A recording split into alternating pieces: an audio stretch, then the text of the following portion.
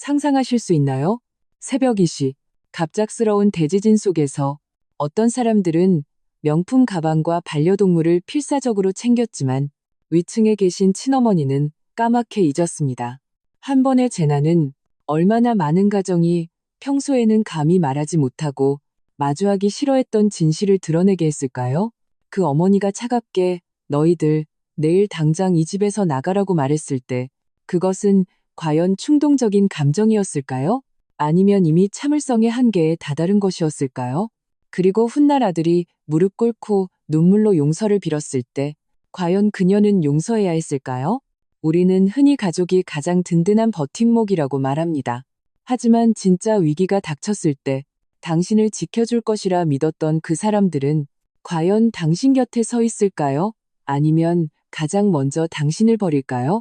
오늘 우리는 가장 극심한 배신을 겪은 한 어머니가 어떻게 자신의 인생과 진정한 가족을 되찾았는지에 대한 이야기를 들여다보려 합니다. 제 이름은 박순자, 올해 75입니다. 사람들은 지진이 났을 때 인간의 본성을 가장 잘 볼 수 있다고들 하더군요. 예전에는 믿지 않았습니다.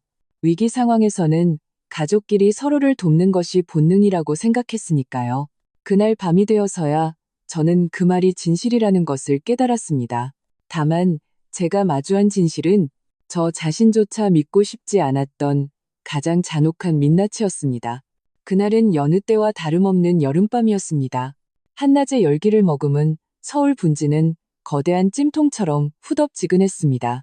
저는 거실 불을 끄고 북향인 제 방으로 돌아왔습니다. 침대에 누워 막 잠이 들려던 찰나 갑작스러운 격렬한 흔들림이 저를 침대에서 내동댕이 쳤습니다.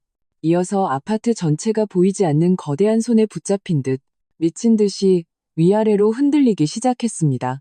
윙! 날카로운 사이렌 소리 같은 것이 거실에 있는 제 휴대폰과 아들의 휴대폰에서 동시에 터져나왔습니다. 긴급 재난 문자, 지진, 대지진이었습니다. 75, 평생 이렇게 격렬한 흔들림은 처음 겪었습니다.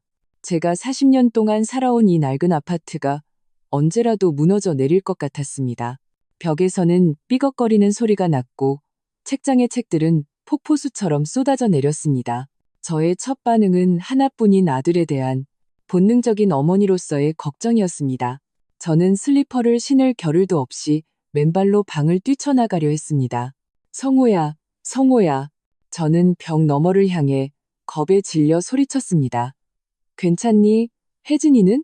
하지만 제게 돌아온 것은 가구가 부딪히고 유리가 깨지는 굉음과 끝없이 흔들리는 땅의 울림뿐이었습니다. 저는 제대로 서 있을 수조차 없어 네 발로 기어가 방에서 가장 튼튼해 보이는 구석으로 피했습니다. TV에서 배운 대로 양팔로 머리를 감쌌습니다. 심장은 목구멍 밖으로 튀어나올 듯 뛰었고 입에서는 부처님 대신 아들의 이름만이 맴돌았습니다. 성호야, 성호야. 세상이 무너지는 듯한 흔들림은 수십 초, 혹은 그보다 더 길게 이어졌습니다. 극심한 공포 속에서 시간은 무한히 늘어나는 것 같았습니다. 점차 흔들림이 잦아들고 가벼운 여진만이 남았습니다. 저는 떨리는 손으로 벽을 짚고 천천히 일어섰습니다. 다리는 솜처럼 후들거렸습니다. 성호야, 혜진아. 다시 문 밖을 향해 소리쳤습니다. 이번에는 응답이 들려왔습니다. 그들의 목소리가 아니라 안방문이 쾅 하고 세게 열리는 소리였습니다. 이어 두 사람의 다급한 발소리와 대화 소리가 들렸습니다. 빨리, 빨리 나가. 좀 이따 더 큰 거 올지도 몰라. 혜진이의 날카롭고 공포에 찬 목소리였습니다. 급하게 서두르지 마. 물건 잘 챙기고. 마찬가지로 당황한 성호의 목소리였습니다. 저는 안도의 한숨을 내쉬었습니다. 다행히 둘 다 무사하구나. 벽을 짚고 방을 나가 그들과 합류하여 아래층으로 대피하려던 바로 그 순간이었습니다. 현관문이 거칠게 열렸습니다. 거실은 칠흑같이 어두웠고 열린 문틈으로 들어오는 복도의 희미한 비상등 불빛만이 전부였습니다. 저는 제 방문 앞에서 긴 복도를 사이에 두고 평생 잊지 못할 얼음 구덩이에 빠진 듯한 장면을 목격했습니다. 아들 성호의 뒷모습이 문 밖으로 사라지고 있었습니다. 그의 품에는 하얀 렉돌 고양이가 단단히 안겨 있었습니다. 그들의 소중한 딸이었죠. 그리고 며느리 혜진이는 한 손에는 최신 명품 가방 몇 개를 들고 다른 한 손으로는 성호의 팔을 꽉 잡은 채 뒤따르고 있었습니다. 그들은 고양이를 챙겼고 심지어 차가운 가죽 가방까지 잊지 않았습니다. 하지만 누구 하나 제 방 쪽을 돌아보지 않았습니다. 누구 하나 엄마라고 외치지 않았습니다. 마치 이 집에는 저라는 사람이 존재하지 않는 것처럼요. 저는 그 자리에 못 박힌 듯 서 있었습니다. 머릿속이 하얘졌습니다. 그때 아까보다 더 강하고 격렬한 여진이 다시 덮쳤습니다. 발밑의 바닥이 거대한 힘에 의해 뒤집힐 것만 같았습니다. 다리에 힘이 풀리며 저는 앞으로 고꾸라졌습니다. 무릎이 차갑고 단단한 타일 바닥에 세게 부딪혔습니다. 뼛속까지 파고드는 극심한 통증이 온몸으로 퍼져나갔습니다. 일어나려고 발버둥 쳤지만 이상하게도 몸에 힘이 하나도 들어가지 않았습니다. 아파서가 아니었습니다. 돌처럼 굳어버린 심장 때문이었습니다. 너무 무거워서 다시는 일어설 수 없을 것 같았습니다. 저는 발버둥을 멈췄습니다. 그저 차갑고 어두운 먼지투성이 바닥에 누워 메마른 눈가에서 눈물이 소리 없이 흘러내리도록 내버려 두었습니다. 눈을 감았습니다. 이대로 괜찮아. 이 낡은 집과 함께 묻히는 것도 나쁘지 않겠어. 모든 생존 의지를 포기하고 차가운 어둠 속에서 마지막 순간을 기다리던 그때였습니다. 아래층에서 갑자기 급박하게 쿵쿵쿵 하는 발소리가 들려왔습니다. 그 발소리는 묵직하고 힘찼습니다. 지진을 피해 허둥지둥 도망치는 소리가 아니었습니다. 오히려 인파를 거슬러 위험의 근원지를 향해 필사적으로 달려오는 소리 같았습니다. 박 여사님, 괜찮으세요? 젊고 초조함에 약간 갈라진 목소리가 복도에서 울렸습니다. 저는 힘겹게 눈을 떴습니다. 키가 크고 마른 실루엣이 빛을 등지고 난장판이 된 저희 집 안으로 뛰어들어왔습니다. 그였습니다. 3층에 사는 대학을 갓 졸업하고 지방에서 서울로 올라와 일하는 그 젊은이. 저는 그의 이름조차 제대로 몰랐습니다. 그저 성희이시고 다들 민준 씨라고 부른다는 것만 알았죠. 바닥에 미동도 없이 쓰러져 있는 저를 본 그의 얼굴이 순간 하얗게 질렸습니다. 할머니. 그는 세 걸음을 한 걸음으로 달려와 제 곁에 쭈그려 앉았습니다. 어디 다치셨어요? 움직이실 수 있으세요? 저는 고개를 저었습니다. 눈물이 또다시 속절없이 흘렀습니다. 제가 반응하는 것을 본 그는 안도의 한숨을 내쉬는 듯했습니다. 더 이상 묻지 않고 조심스럽게 저를 차가운 바닥에서 일으켜 세웠습니다. 할머니, 꽉 잡으세요. 제가 모시고 내려갈게요. 저는 고개를 끄덕이고 순간의 격통을 이를 악물고 참으며 그에게 기대 천천히 일어섰습니다. 그는 말라 보였지만 힘은 의외로 단단했습니다. 그의 팔은 저를 굳건히 지탱해 주었고 저는 그에게 의지해 걸을 수 있었습니다. 천천히 가요. 계단이 좀 위험해요. 그는 말하며 저를 자기 뒤로 보호했습니다. 한 계단 한 계단 신중하게 발을 디뎠습니다. 자신이 헛디딜까 또 제가 넘어질까 두려워하는 듯 했습니다. 반층쯤 내려갔을 때 더 강한 여진이 갑자기 덮쳤습니다. 건물 전체가 다시 한번 흔들리기 시작했습니다. 조심하세요. 그는 반사적으로 한 팔로 저를 감싸고 다른 손으로 머리 위 벽을 짚었습니다. 바로 그때 쿵 하는 소리와 함께 3층 계단 모퉁이에서 천장 시멘트 조각이 떨어져 그의 팔을 스치고 지나갔습니다. 아이고 팔. 제가 소리쳤습니다. 그는 팔을 흘끗 보았습니다. 흰 셔츠 소매 위로 피가 배어 나오고 있었습니다. 하지만 그는 미간을 살짝 찌푸리고는 웃어 보였습니다. 괜찮아요, 할머니. 작은 상처예요. 먼저 내려가는 게 중요해요. 순간 코끝이 찡해졌습니다. 흔들리는 어두운 계단에서 이름도 제대로 모르는 이 젊은이는 피 흘리는 팔로 제게 가장 단단하고 따뜻한 의지가 되어 주었습니다. 그런데 멀쩡한 내 친아들은 지금 어디에 있는 걸까요? 아파트 앞 공터에 도착해서야 저는 비로소 살았다는 안도감을 느꼈습니다. 사람들은 혼란스러웠습니다.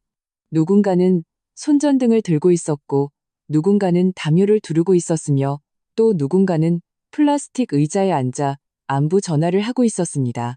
민준 씨는 저를 비교적 깨끗한 돌의자에 앉혀주었습니다. 할머니, 여기 잠시 앉아 계세요. 움직이지 마시고요. 제가 물이랑 구급상자 좀 가져올게요. 저는 고개를 끄덕이며 땀으로 젖은 그의 젊은 얼굴과 계속 피가 흐르는 그의 팔을 고마운 눈으로 바라보았습니다. 바로 그때 눈초리에 익숙한 실루엣 몇 개가 들어왔습니다. 공터 반대편 큰 정자나무 아래 제 아들 성호와 며느리 혜진이가 서 있었습니다. 그들은 멀쩡해 보였습니다.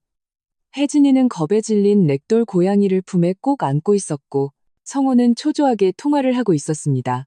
그들도 저를 보았습니다.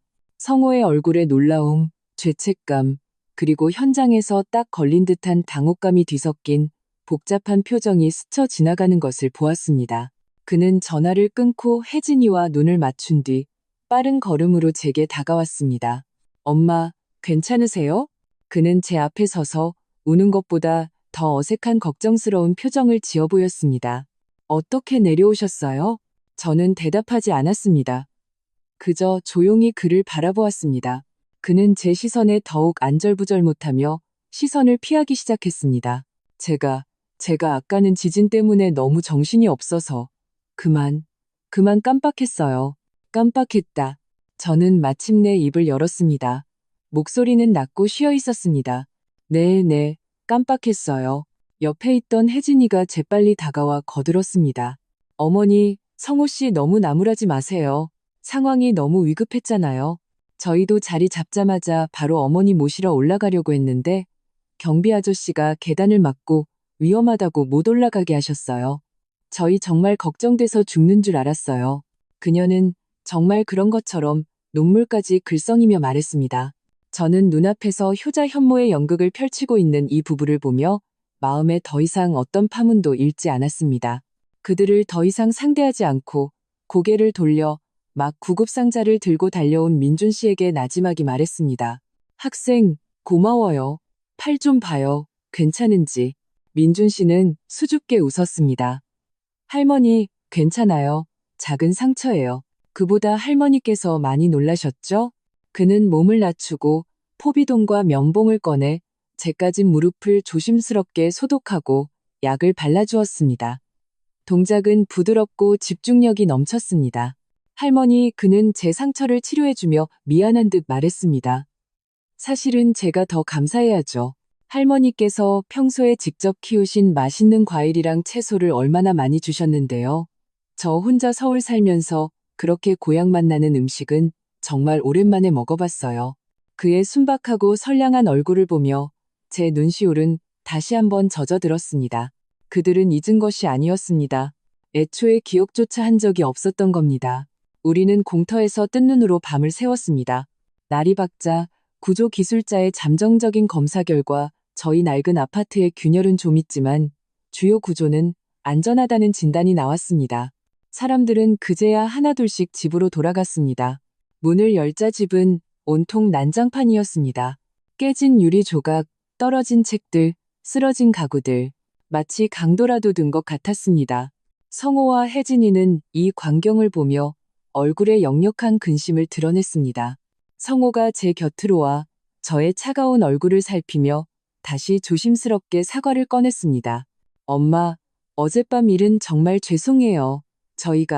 저는 그 위선적인 변명을 끝까지 듣게 내버려 두지 않았습니다. 바로 그때 혜진이가 또다시 가장 부적절하고 제 마음을 가장 시리게 한 말을 내뱉었습니다. 어머니, 그녀는 난장판이 된 집을 보며 미간을 찌푸리고 불평했습니다. 제가 전부터 말씀드렸잖아요. 이 낡고 허름한 아파트 팔고 24시간 경비 시스템 있는 그런 신축 아파트로 이사 가셨으면 이런 일도 없었잖아요. 새 집이 내진 설계도 잘 되어 있고요.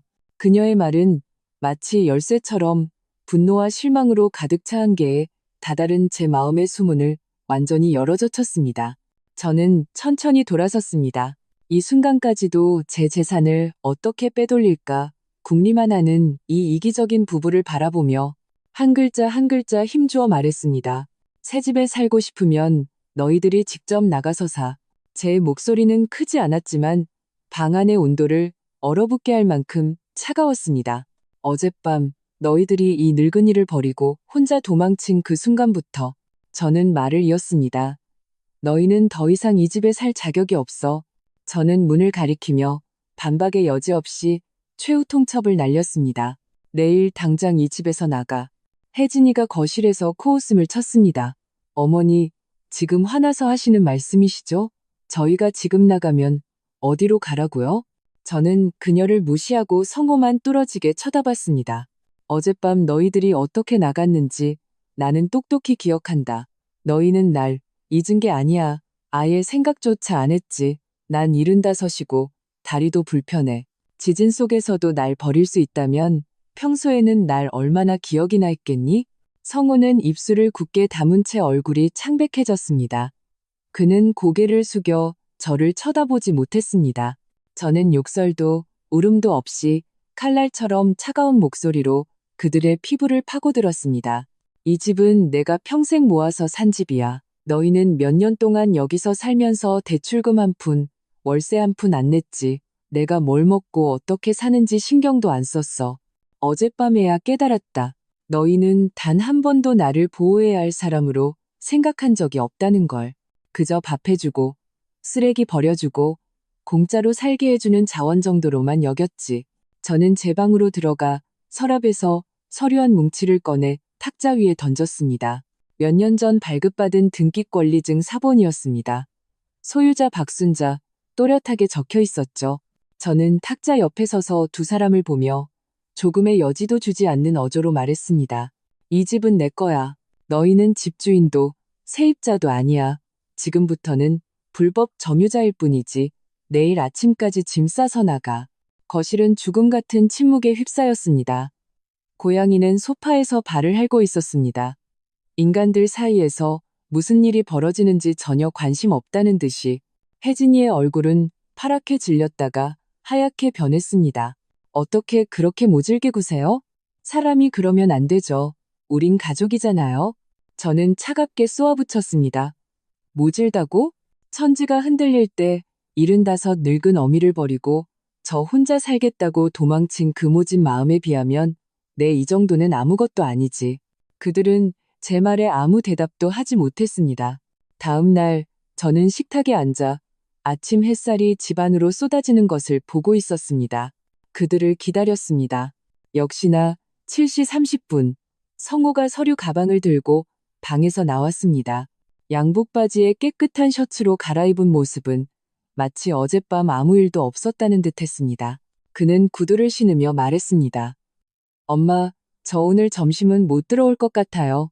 회사에 회의가 있어서요. 그 일은 너무 마음에 담아두지 마세요. 저희 돌아와서 다시 얘기해요. 혜진이가 잠이 덜 깬 얼굴로 방에서 고개를 내밀었습니다. 저 점심 배달시켜 먹을 거니까 안 끓이셔도 돼요. 저는 움직이지 않았습니다.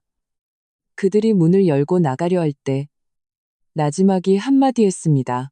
당장 이 집에서 나가라고 했을 텐데. 성호가 저를 돌아보며 잠시 멈칫했습니다. 엄마, 아직도 화나셨어요? 저는 대답 대신 미리 준비해둔 서류를 탁자 위에 올려놓았습니다. 문 밖에서 똑똑똑 규칙적인 노크 소리가 들렸습니다. 성호는 영문을 모르겠다는 표정으로 문을 열었고 그대로 굳어버렸습니다. 문 앞에는 제복을 입은 경찰관 2명이 서 있었습니다. 한 경찰관이 정중하게 고개를 끄덕였습니다. 여기가 박순자 여사님 댁 맞습니까? 저는 자리에서 일어나 문가로 걸어가며 침착하게 말했습니다. 등기권리증을 경찰에게 건네며 말했습니다. 이 집은 제 명의로 되어 있습니다. 이 사람들은 제 아들과 며느리고요. 어제 제가 분명히 이사를 가달라고 요청했지만 오늘까지도 나가지 않고 버티고 있습니다. 저는 지금 집주인으로서 이들이 제 집에서 나가줄 것을 정식으로 요구합니다. 엄마, 성호의 얼굴이 시뻘개졌습니다. 그는 평생 이렇게 창피한 적이 없었을 겁니다. 일을 이렇게까지 극단적으로 만드셔야겠어요? 저희는 엄마 친아들이고 친며느리라고요. 경찰은 손에 든 서류를 흘끗 보고 성호를 쳐다봤습니다. 저희가 강제 집행을 하러 온 것은 아닙니다. 양측의 소통을 돕기 위해 왔습니다. 박순자 여사님, 이미 구두 및 서면으로 퇴거를 통보하셨다면 두 분께서는 시간을 조율하여 최대한 빨리 이사를 완료해 주시고 분쟁이 없도록 해주시기 바랍니다. 성호의 얼굴이 하얗게 질렸습니다. 엄마, 저는 그를 보았습니다. 눈빛은 평온했습니다. 나는 더 이상 엄마라는 이름으로 너한테 떠리를 말하고 싶지 않다. 네가 날 가족으로 여기지 않았으니 우리도 법대로 처리하자. 그는 무언가 더 말하려 입술을 달싹였지만 결국 아무 말도 하지 못했습니다. 그때 혜진이가 방에서 뛰쳐나왔습니다. 경찰을 보고 그녀의 얼굴색도 변했습니다. 이건 너무 심하잖아요. 저희가 무슨 범죄자도 아니고 어떻게 경찰을 불러서 자기 아들을 쫓아내요? 제정신이세요? 경찰이 제 앞에 서서 그녀를 막았습니다. 선생님, 진정하십시오. 만약 두 분이 등기된 세입자이거나 합법적인 동거관계라면 다른 절차로 처리할 수 있습니다. 하지만 이 집의 등기 권리인이 여기 계시고 그분에게는 누가 이 집에 살 수 있는지 결정할 권리가 있습니다. 법과 사실 앞에서 모든 감정적인 호소는 무력했습니다. 경찰의 공적인 독려와 중재하에 성호와 혜진이는 결국 굴욕적으로 이삿짐 센터에 전화를 걸어야 했습니다. 저는 그들이 옷가지와 책부터 시작해서 제게는 너무나 익숙했던 그들의 물건들, 그리고 제 늙은 목숨보다 더 소중히 여겼던 그렉돌 고양이까지 하나하나 제 집에서 꺼내가는 것을 지켜보았습니다. 아들 내외를 내쫓은 후 집은 텅 비었습니다. 처음 며칠 동안은 그토록 바라던 평온함을 만끽했습니다. 아침에는 자연스럽게 눈을 뜰 때까지 잘 수 있었고 그들의 출근 소음에 시달릴 필요가 없었습니다. 밤에는 텔레비전 소리를 크게 켜고 제가 좋아하는 트로트 프로그램을 마음껏 볼 수 있었습니다. 누구의 휴식도 신경 쓸 필요가 없었죠.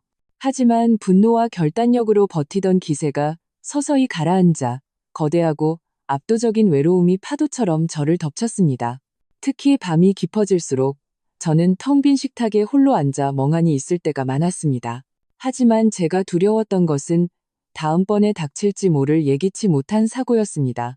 그날 밤 지진 때 차가운 바닥에 엎드려 아무리 외쳐도 아무도 오지 않던 그 절망감은 깊은 낙인처럼 제 마음에 새겨졌습니다.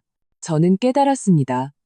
저는 75이고 제가 가장 필요할 때 곁에 있어줄 사람이 분명히 필요하다는 것을요. 하지만 그 사람은 위기 상황에서 저를 버릴 사람이어서는 절대 안 됐습니다.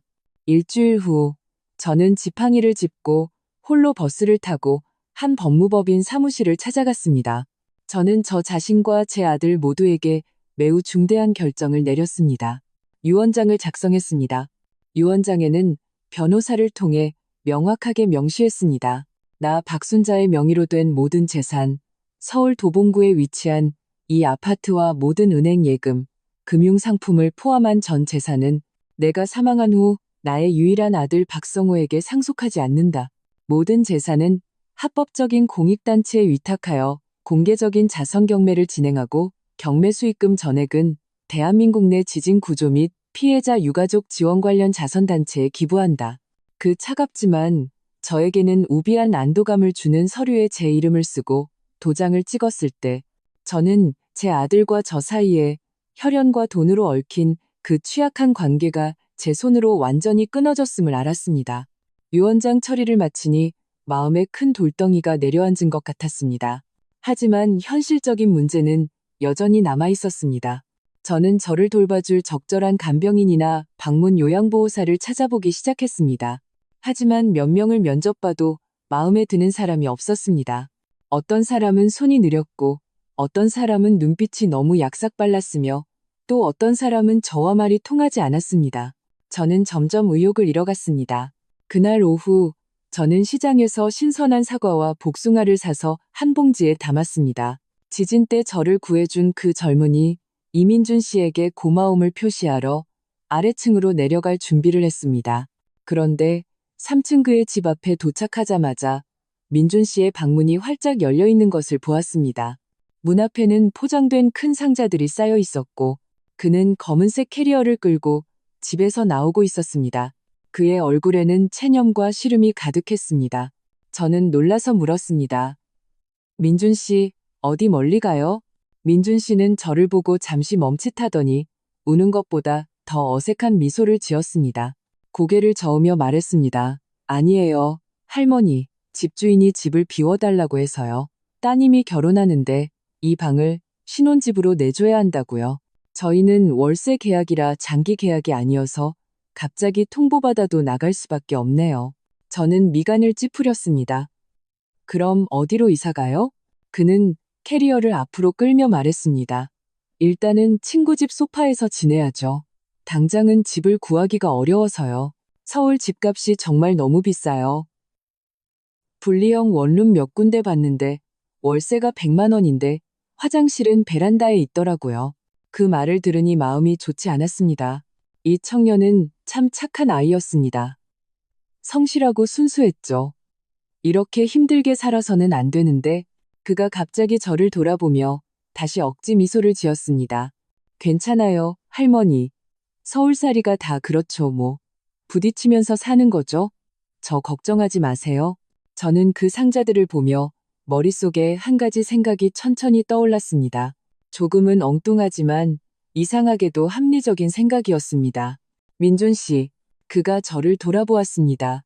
네? 저는 심호흡을 했습니다. 입을 열기 전에는 조금 망설여졌지만 막상 말을 뱉으니 아주 자연스러웠습니다.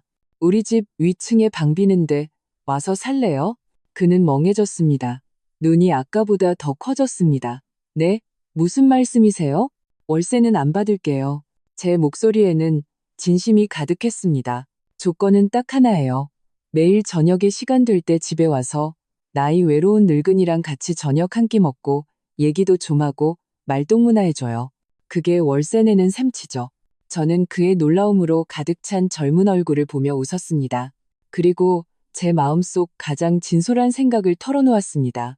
그렇게 하면 학생은 월세 아껴서 좋고 나는 집에 사람 온기가 있어서 마음이 놓이고 지난번 지진 때처럼 아무리 불러도 아무도 오지 않는 그런 일은 이제 무섭지 않을 테니까요. 할머니, 그는 멋쩍게 머리를 극적이며 물었습니다.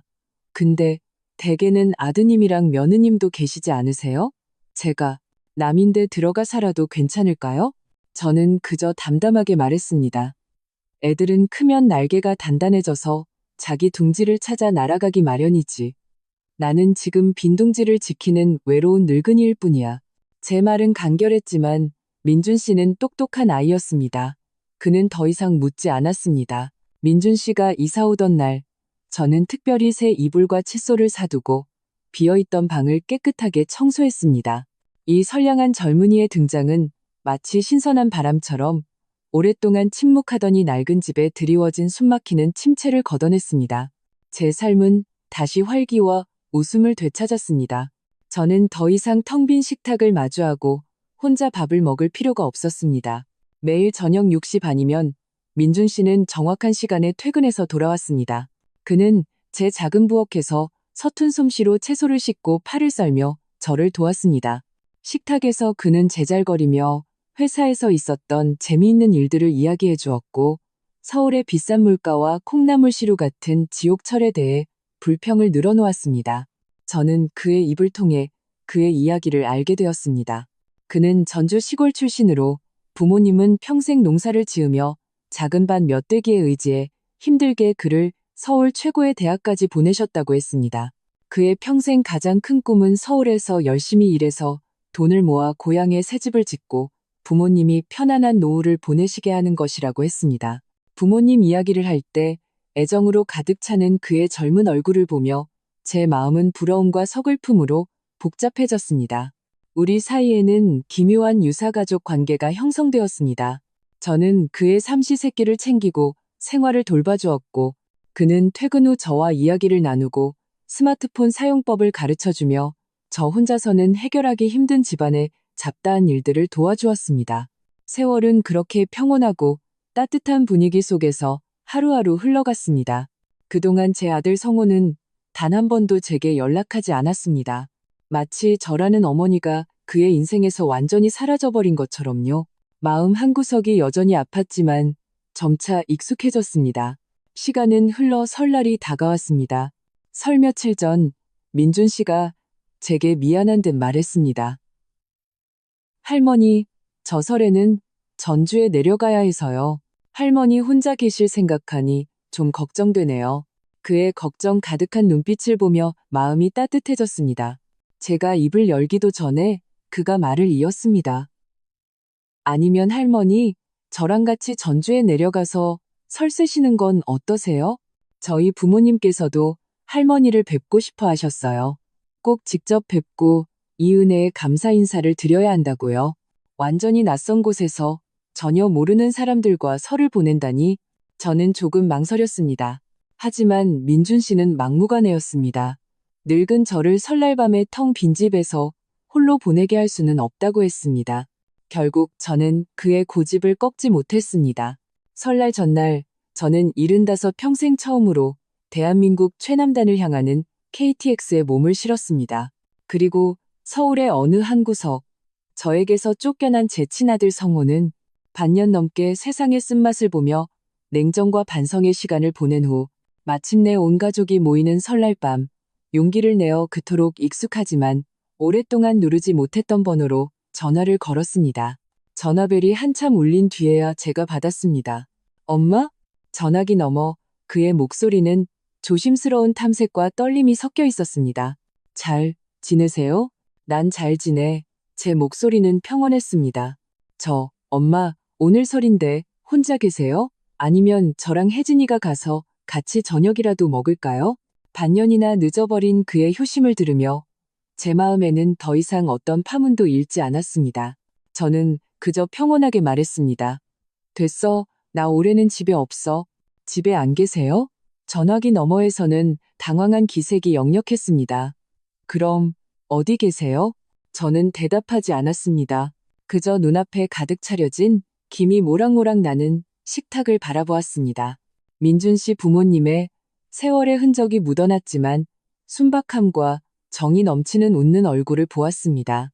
계속해서 제 밥그릇에 반찬을 올려주시며 제가 잘 알아듣지 못하는 사투리로 정겹게 말을 거시는 모습을 보았습니다. 사부인, 이리 와서 이 묵은지 김치찜 좀 잡숴봐요. 부드러워요. 직접 키운 돼지라 사료도 안 먹였어요. 전주의 작은 시골 마을, 따뜻한 정이 넘치는 그 한옥집에서 저는 이방인이었지만 평생을 기대했지만 제 친아들에게서는 단 한 번도 받아보지 못했던 가장 순수하고 대가 없는 가족의 따뜻함을 처음으로 느꼈습니다. 저는 전화를 끊었습니다. 하지만 이분도 채되지 않아 다시 전화가 걸려왔습니다. 저는 휴대폰을 들고 밖으로 나갔습니다. 하늘은 칠흑같이 어두웠고 시골의 밤은 몇 개의 희미한 가로등만이 전부였습니다. 풀벌레 소리가 공기 중에 빽빽하게 깔려 있었습니다. 전화를 받았습니다. 엄마, 어디 계세요? 나 올해는 집에 없다고 아까 말했잖아. 제 말투는 차분했습니다. 어디 계신지가 중요한 게 아니에요. 엄마, 제가 예전에 잘못한 거 많다는 거 알아요. 근데 어디 계신지만 말해주세요. 그의 목소리에는 제가 한 번도 들어보지 못했던 애원에 가까운 떨림이 묻어 있었습니다. 연세도 있으신데 설날에 집에 안 계시고 어디 가신 거예요? 제가 어떻게 마음을 놓아요? 저는 전화기를 쥔 채 침묵했습니다. 반년 만에 저는 그의 입에서 마음이 안 놓인다는 세 글자를 처음 들었습니다. 결국 저는 더 이상 그를 힘들게 하지 않았습니다. 민준 씨의 고향, 내비게이션으로도 찾기 힘든 이 외진 마을의 이름을 그에게 알려주었습니다. 그리고 전화를 끊었습니다. 전화가 끊긴 성호는 그 멀고 낯선 지명을 듣고 나서야 뒤늦게 밀려온 후회와 어머니를 영원히 잃을지도 모른다는 공포에 완전히 무너져 내렸습니다. 그는 처음으로 절실하게 깨달았습니다. 자신의 어머니, 언제나 그 자리에 기다려줄 것이라 믿었던 그 어머니가 조금씩 그의 인생에서 영원히 멀어지고 있다는 것을요. 나 집에 없어라는 그 말. 처음에는 화가 나서 하는 말인 줄 알았습니다. 그제야 그는 깨달았습니다. 이것은 어머니가 화를 내는 것이 아니라 어머니가 정말로 그를 놓아버렸다는 것을. 그날 밤은 제가 반년 만에 가장 편안하게 잠든 밤이었습니다. 남쪽 지방의 따뜻한 날씨 때문인지 아니면 두꺼운 소미불이 깔린 민준 씨네 집의 오래된 나무 침대가 주는 안락함 때문인지는 몰라도요. 다음 날, 설날 아침, 저는 마당에서 달 기우는 소리에 잠이 깼습니다. 민준 씨 어머니와 함께 부엌에서 차례상에 올릴 음식을 준비하고 있었습니다. 막 아침 식사를 하려던 참에 마을 입구에서 갑자기 작은 소란이 일었습니다. 이웃집 아저씨가 뛰어들어와 민준 씨 아버지를 불렀습니다. 이서방, 마을 입구 정자나무 아래에 서울 번호판단 차가 서 있는데 댁에 온 손님인가? 제 심장이 쿵 내려앉았습니다. 민준 씨도 영문을 모르겠다는 듯 아버지를 따라 마을 입구로 향했습니다. 잠시 후 민준 씨가 혼자 복잡한 표정으로 달려왔습니다. 그는 제 곁으로 와서 나지막이 말했습니다. 할머니 밖에 할머니를 찾는 분이 계세요. 저는 누구인지 묻지 않았습니다. 그라는 것을 알았으니까요. 저는 천천히 지팡이를 짚고 한옥집을 나섰습니다. 멀리서도 마을 입구의 거대하고 뿌리가 뒤엉킨 늙은 정자나무 아래 주변의 전원 풍경과는 어울리지 않는 흙먼지가 잔뜩 묻은 검은색 벤츠 한 대가 서 있는 것이 보였습니다. 그리고 제 아들 박성호가 차문에 기대어 서 있었습니다. 그는 밤을 새운 듯 머리는 헝클어져 있었고 눈은 퀭했으며 턱에는 거뭇한 수염 자국이 나 있었습니다. 원래는 말끔했을 셔츠도 구깃구깃해져 있었습니다. 그는 제가 멀리서 한 걸음 한 걸음 다가오는 것을 보며 몸을 주체할 수 없이 떨기 시작했습니다. 마침내 제가 그의 앞에 섰을 때 그는 더 이상 버티지 못했습니다. 쉰을 앞둔 그 남자는 제 앞에서 쿵 소리를 내며 무릎을 꿇었습니다. 그리고 핏발선 그의 두 눈에서 눈물이 본물처럼 터져 나왔습니다. 엄마, 그는 온 세상에서 길을 잃었다가 마침내 집으로 돌아오는 길을 찾은 아이처럼 울었습니다. 제가 잘못했어요. 죄송해요. 다시 돌아와 주세요. 네? 저 아무것도 필요 없어요. 그냥 엄마만 다시 돌아와 주시면 돼요. 저는 울지 않았습니다. 슬프지 않아서가 아니었습니다. 저는 이미 울 만큼 울었습니다. 그 지진이 났던 밤, 문이 닫히던 그 순간, 저는 평생 흘릴 눈물을 거의 다 쏟아냈습니다. 지금의 제게는 눈물이 아니라 선택만이 남아 있었습니다. 저는 그를 일으켜 세웠습니다. 일어나, 땅 차가워. 저는 성호를 데리고 한옥집 문 앞까지 걸어왔습니다. 민준 씨 가족은 아무도 무슨 일이냐고 묻지 않았습니다. 그날 저는 그를 더 이상 책망하지 않았고 이유를 묻지도 않았으며 해명을 강요하지도 않았습니다. 그가 이 먼 길을 달려온 것이 변명을 위해서가 아니라 잘못을 인정하기 위해서라는 것을 알았기 때문입니다. 설 연휴 마지막 날 저는 서울로 돌아왔습니다. 성호가 기어코 저를 데려다 주겠다고 했습니다. 차 안에서 우리는 아무 말도 없었습니다. 저는 창밖을 바라보았습니다. 네모반 듯한 논밭에서 콘크리트 담벼락으로 그리고 도시의 고가도로와 지하철로 마치 인생이 향수에서 현실로 되돌아오는 것 같았습니다. 저희 집 아래에 도착해 그는 차를 세우고 제 짐을 내려주었습니다. 표정에는 무언가 하고 싶은 말이 가득했지만 차마 입을 떼지 못했습니다. 그가 무슨 생각을 하는지 알았습니다. 같이 올라가도 될까요? 라고 묻고 싶었을 겁니다. 엄마, 저녁 먹고 가도 돼요? 라고 묻고 싶었을 겁니다. 하고 싶은 말은 많았지만 모든 말이 목구멍에 걸려 있었습니다. 제가 먼저 입을 열었습니다. 나 지금은 민준이랑 같이 살아. 그는 잠시 멈칫하더니 고개를 숙이고 물었습니다. 그 아이가 저보다 더 효자 같죠? 그렇죠? 저는 대답 대신 다른 이야기를 했습니다. 나 유언장 작성했어. 재산 전부 기부하기로 했고 너한테는 한 푼도 안 줄 거야. 그는 눈을 크게 뜨고 입을 살짝 벌렸습니다. 마치 머리를 한 대 맞은 사람처럼 저는 멈추지 않고 말을 이었습니다. 좀 더 명확하게 말해줄게. 네가 만약 유산 때문에 나한테 효도하려는 거라면 그럴 필요 없어. 나는 그런 효도 필요 없어. 그는 아무 말도 하지 못했습니다. 눈빛은 무언가에 부서진 듯 텅 비어 있었습니다. 제 어조는 여전히 부드러웠지만 한마디 한마디는 또렷했습니다. 나는 75이고 연금만으로도 충분히 살 수 있어. 이 집도 내 거고 보험도 다 계획해놨어. 너한테도 누구한테도 의지 안 해. 내 노후는 내가 책임질 수 있고 내 마지막도 내가 다 정해놨어. 그러니까 네가 나한테 효도하고 싶으면 거래하는 방식으로 하지 마. 한쪽에서는 엄마라고 부르면서 다른 한쪽으로는 이 집을 탐내지 말란 말이야. 네가 정말로 나한테 잘하고 싶으면 딱 한 가지만 해. 내가 아직 살아있을 때 나랑 그냥 얘기나 해. 이해타산 따지지 말고 계획 같은 거 세우지 말고 미래 얘기 말고 그냥 오늘에 대해 사람 사는 얘기나 좀 하자. 그는 고개를 숙인 채 미동도 하지 않았습니다. 제 말을 듣고 있는지 확신할 수는 없었지만 저는 제 생각을 분명히 전달했습니다. 너를 더 이상 미워하지는 않는다. 하지만 너에게 더 이상 의지하지도 않겠다. 저는 짐을 끌고 계단 입구를 향해 돌아섰습니다. 일주일쯤 지났을까요? 그날은 비가 조금 내려 하늘이 흐렸습니다. 저는 부엌에서 생강차를 끓이고 있었습니다. 최근 감기가 낫지 않은 민준 씨를 위해서였습니다. 갑자기 초인종이 울렸습니다. 저는 느릿느릿 걸어가 문을 열었습니다. 문 밖에는 두 사람이 서 있었습니다. 성호, 그리고 혜진이었습니다. 저는 조금 놀랐습니다. 혜진이는 이번에는 화장을 하지 않아 얼굴이 창백했고 베이지색 트렌치 코트를 입고 있었습니다. 손에는 명품 가방도 시계도 없었습니다. 그녀는 아주 조용해 보였습니다. 평소에 그녀답지 않게 성호가 먼저 입을 열었습니다. 엄마, 잠깐 들어가도 될까요? 오래 안 걸릴 거예요. 저는 잠시 생각하다가 몸을 비켜 작은 공간을 내주었습니다. 그들이 들어와 식탁에 앉았습니다. 저는 가스레인지 불을 줄이고 맞은편에 앉았습니다. 세 사람 사이에는 낡은 식탁 하나와 반년 넘게 꺼내지 못한 수만 마디 말이 놓여 있었습니다. 성호가 먼저 말했습니다. 엄마, 오늘 온 건 집 때문에도 사과하러 온 것도 아니에요. 그냥 뭔가를 해결하려는 게 아니라 정말로 제가 깨달았다는 걸 알려드리고 싶어서 왔어요. 그는 고개를 숙였습니다. 말투는 느렸습니다. 그날 전주에서요. 그건 연기가 아니었어요. 충동적인 것도 아니었고요. 그 후로 정말 매일 잠을 못 잤어요.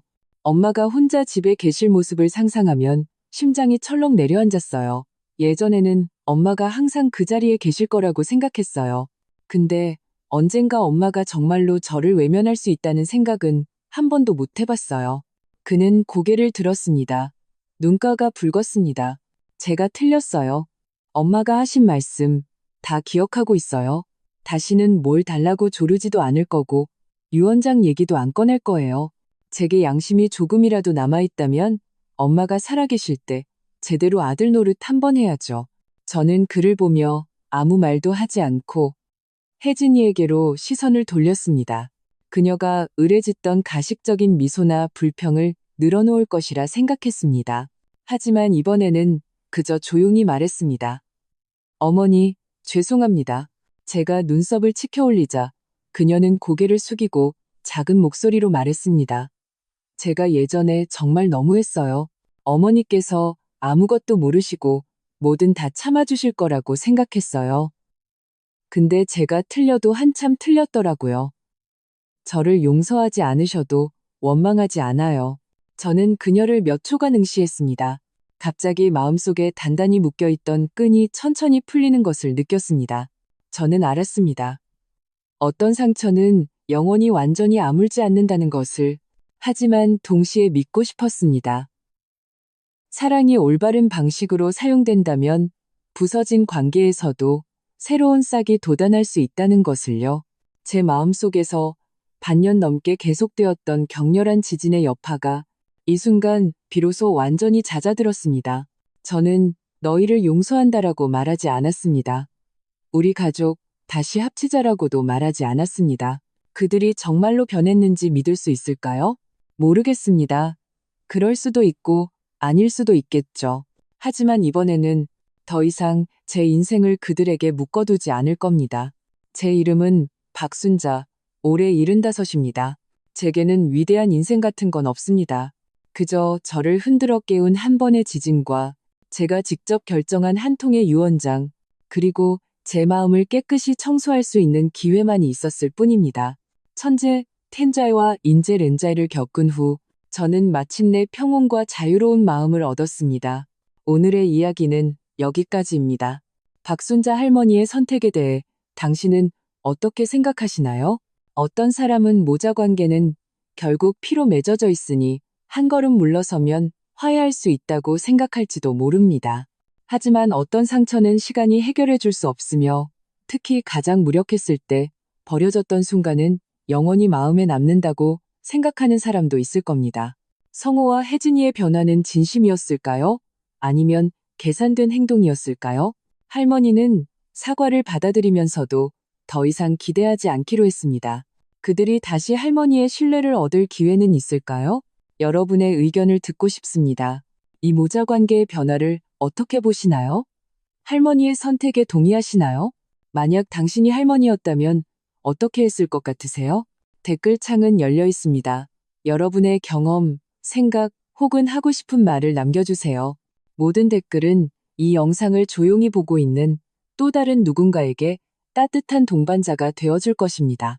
이것이 우리 현실에서 주목받을 가치가 있는 이야기라고 생각하신다면 채널을 구독해주시고 이 영상을 주변의 가족, 친구들과 공유해주세요.